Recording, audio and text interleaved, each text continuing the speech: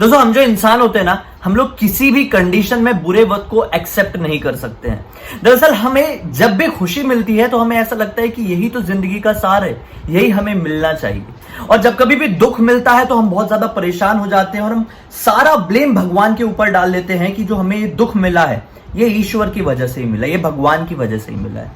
दोस्तों, ऐसा नहीं होता है। सुख और दुख दोनों ही जिंदगी के बहुत बड़े पहलू होते हैं। दोस्तों, आज मैं आप लोगों को एक कहानी सुनाने जा रहा हूं जिसे सुनने के बाद आप बड़े से बड़े बुरे वक्त का सामना बस यूं कर जाएंगे।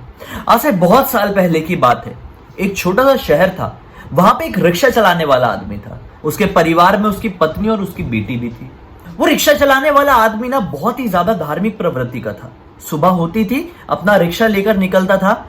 घर से काम पर जाने वाले रास्ते पर एक मंदिर पड़ता था भगवान कृष्ण का। हमेशा माथा टेकता था, उसके बाद आगे बढ़ता था। उसे ये करते करते ना जाने कितने साल बीत चुके थे। एक दिन एक ऐसा मौका आया कि उसके घर में परेशानियों का आसमान टूट पड़ा। उसकी बेटी को दिल की परेशानी हो गई। लेकिन जैसे ही बेटी की दिल की बीमारी सबके सामने आई तो सब लोग बहुत ज्यादा परेशान हो गए। उनकी जिंदगी मानो कि किसी ने छीन ही लिया था।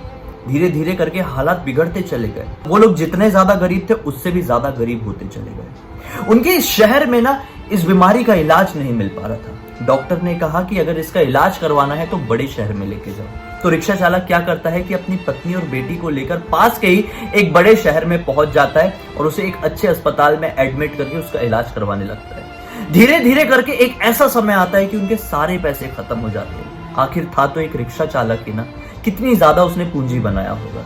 एक दिन वो ये सब के कारण बहुत ज्यादा परेशान हो जाता है। फूट फूट के रोने लगता है और सारा दोष भगवान के ऊपर मढ़ देता है कि जो कुछ भी हो रहा है भगवान की वजह से हो रहा है। मैंने क्या पाप किया था जो भगवान मुझे इस चीज की सजा दे रहे हैं। भगवान सजा दे रहे हैं। दोस्तों, लेकिन जो उसकी पत्नी थी वो किसी भी हालत में भगवान का साथ नहीं छोड़ रही थी। उसे विश्वास था कि भगवान उनका साथ देने जरूर किसी ना किसी रूप में आएंगे।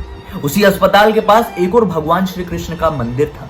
उसकी पत्नी रोज उस मंदिर में जाती थी और अपनी बेटी की जल्दी ठीक हो जाने की कामना करती थी। लेकिन उस रिक्शा चालक का मन ही नहीं करता था। वो कभी उस मंदिर की तरफ नहीं जाता था। जितने भी अंदर से आध्यात्मिक चीजें थी वो पूरी खत्म हो गई थी। एक दिन वो मंदिर में जाकर रोने लगी, परेशान हो गई थी क्योंकि उसकी बेटी की हालत और भी ज्यादा नाजुक होती जा रही थी। अचानक से पीछे से एक आदमी पहुंचा जो देखने में बहुत ज्यादा अमीर दिखाई दे रहा था।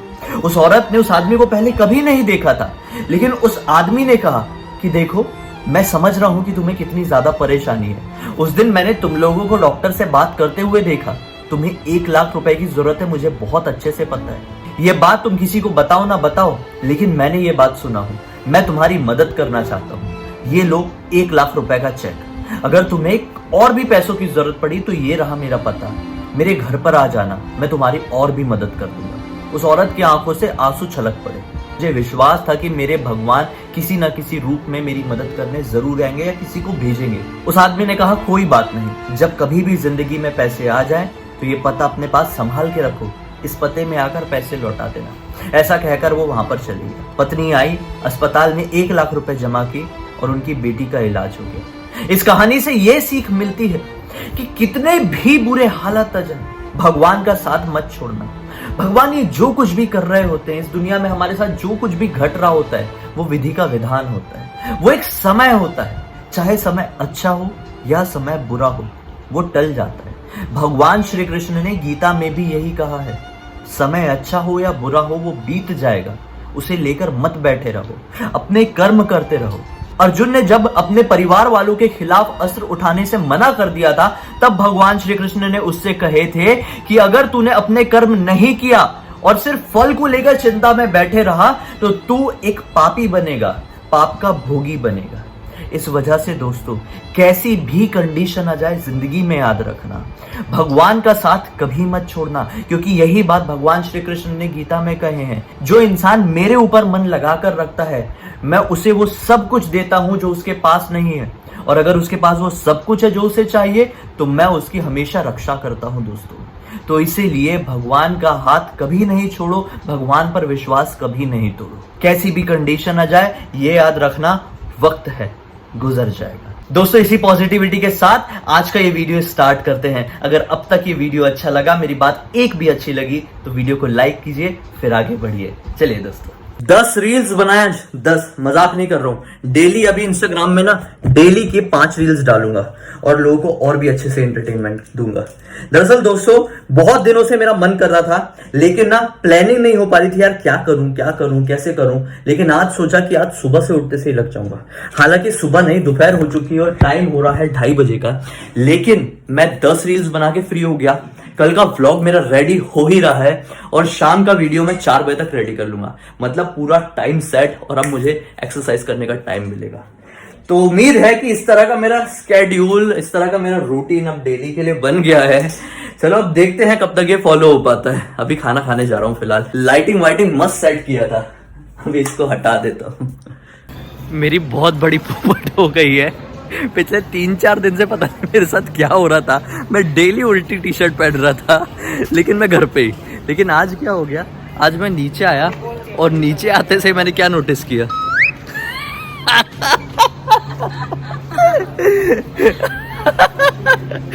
अभी कोने में खड़ा हूँ। अभी क्या करूँ मुझे समझ में नहीं आ रहा है, क्योंकि लोग हैं, सब लोग हैं, और अगर किसी ने नोटिस कर लिया तो क्या सोचेगा वो कि ब्लडी सत्य है। अपना सत्य दिखा दिया उल्टी टी शर्ट पहन के। उल्टी टी शर्ट पहना, मेरे ऐसा अचानक से हाथ गया, अरे ये क्या है सफेद सफेद, मेरे को लगा छिपकली वगैरह तो नहीं, देखा तो उल्टी टी शर्ट है। अच्छा हुआ तुमने जल्दी नोटिस कर लिया ना, इधर आ गए होते तो बीच में मेन रोड पे, तो फिर तो लग जाती तुम्हारी। क्या सोचते दुनिया मेरे बारे में। अभी क्या करूंगा पता है, कार के पीछे ये जो कार है, ये हाइट वाली कार, उसके पीछे जाके बदलता हूँ। वो कोटी में तो चलना तो कुछ कर दिया क्या? खैर रुक जाओ, अभी कुछ लोग आ रहे हैं। नहीं तो इसको ले खड़े रहते 10 seconds later. तो फाइनली मैंने अपना काम कर लिया, देखो सीधी हो गई, सीधी हो गई अभी पूरी। अभी मैं थोड़ा बिना टेंशन के आराम से घूम सकता हूँ। सही में मजा आ गया, बहुत बड़ा पोपट था। दरअसल आज सुबह मैं गाड़ी में कुछ भूल गया था, तो मैं कुछ काम से गया हुआ था गाड़ी से, तो मैंने सोचा कि वो रख लेता हूँ, तो मैंने रख लिया। और अभी मैं चेक कर रहा हूँ कि ठीक तरह से लॉक है कि नहीं, क्योंकि बाहर अपनी सेफ्टी में तो खड़ी नहीं रहती है ना, इसलिए एक बार अच्छे से चेक कर लेता हूँ। और मैंने वो सामान भी रख लिया हूँ और अभी मैं जाता हूँ ऊपर।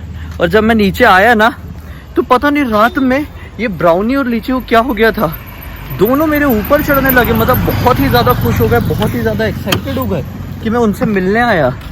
मतलब उनको ऐसा लगा कि मैं उन्हीं को खिलाने आया हूँ। लेकिन फिर मैं आगे आ गया ना, तो कू करने लगे। अभी वापस से जाता हूँ और उनका रिएक्शन दिखाता हूँ कि क्या है।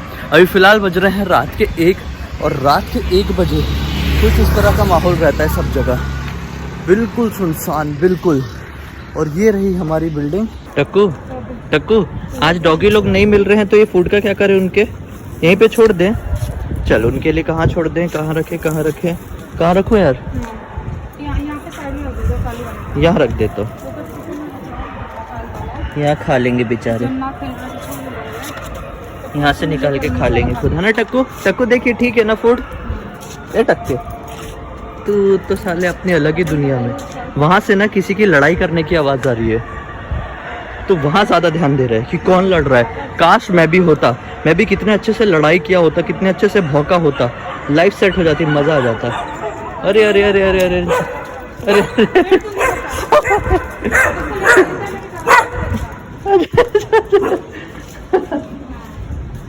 सब आ गए। वाइटी दोस्त है, वाइटी दोस्त है। बाकी कोई दुश्मन नहीं है। कालू भी आ गया। सब आ गए।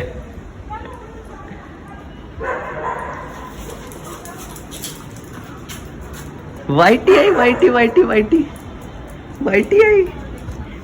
आई मेरे पास। Takku good boy, Kalu good boy, Takku no भोबो कालू। हाँ टक्कू, कालू के ऊपर नो भोबो, ये देख ये no bad boy. Takku no ice cream, no ice cream Takku, Kalu no भोबो। नो। आखिर कुछ भी कहो, कालू हमारे एरिया का सबसे ज्यादा गुड बॉय है और टक्कू बनते जा रहा है बैड बॉय। टक्कू का भोभो तो चलता ही रहेगा, और हम लोग इस वीडियो को यहीं पे एंड कर देंगे, क्योंकि अब काफ़ी रात हो चुकी है, अब ऊपर जाने का भी टाइम हो गया है, ऐसा लग रहा है बारिश होने वाली है। तो खैर अब तक इस वीडियो को देखें तो वीडियो को लाइक ज़रूर कर देना, चैनल को सब्सक्राइब करके बेल आइकन दबा के ऑल के ऑप्शन में क्लिक करना, क्योंकि इसी तरह के यूनिक वीडियोज़ रेगुलरली मिलते रहेंगे। हम लोग कल फिर से मिलेंगे, इंस्टाग्राम की लिंक इस वीडियो के डिस्क्रिप्शन बॉक्स में। तब तक के लिए बहुत बहुत धन्यवाद, चलो बाय। नो पागल रहेगा क्या फुल टाइम में?